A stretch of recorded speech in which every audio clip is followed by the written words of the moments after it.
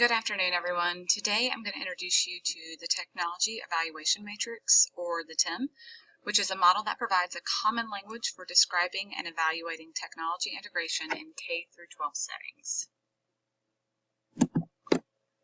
The TEM describes 5 attributes of meaningful learning environments across 5 levels of technology integration. It's a common language for technology integration and professional development. It shows 5 attributes of learning environments and 5 levels of technology integration. The TEM specifically focuses on pedagogy and the pedagogical approach to the use of technology integration. It's not so much specific to hardware or software integrations, although it includes a lot of examples and all those things.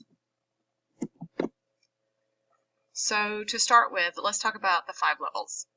The levels are entry, adoption, adaptation, infusion, and transformation. These 5 levels represent a continuum of technology use. Now, as you move to the right of the TEM, we will see some general differences in how technology is used.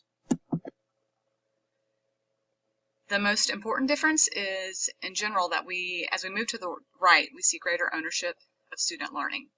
We expect an entry-level lesson to be teacher-focused and teacher-driven, while a transformational lesson is more likely to be student-centered, with students making meaningful and informed decisions and strategic choices about the way technology is used. So the students are much more in the driver's seat and much more in ownership of their own learning.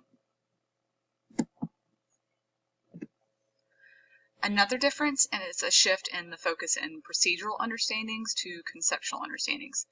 You can also think of this as a shift towards higher level thinking and building higher order thinking skills. We also see a general difference in the way technology is used.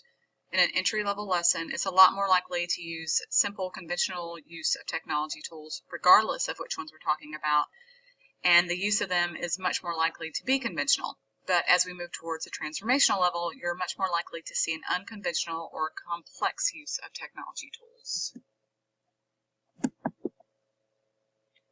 Finally, the instructional focus shifts away from the tools and much more to the content. So for instance, in an entry-level lesson that involves tablets, I might want to build in some time to teach students about the tools, such as how to power them on and off and whatnot, how to use them. Whereas in a transformational lesson using tablets, we aren't going to be talking about how to use the technology at all. The technology becomes more transparent and the focus is more clearly on the content. So that gives you a brief description of the levels of technology integration that we see on the TEM. So on the left side of the TEM, you will see 5 attributes of meaningful learning environments, and we will take a look at those.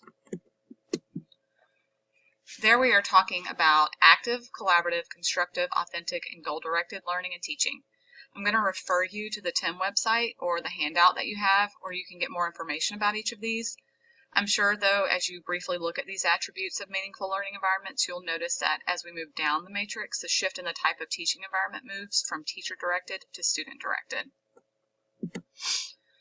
Now looking at the cells within the TEM, there are detailed descriptions of what typical teacher and student behaviors look like and the details of what the learning environment supports inside each of those 25 cells.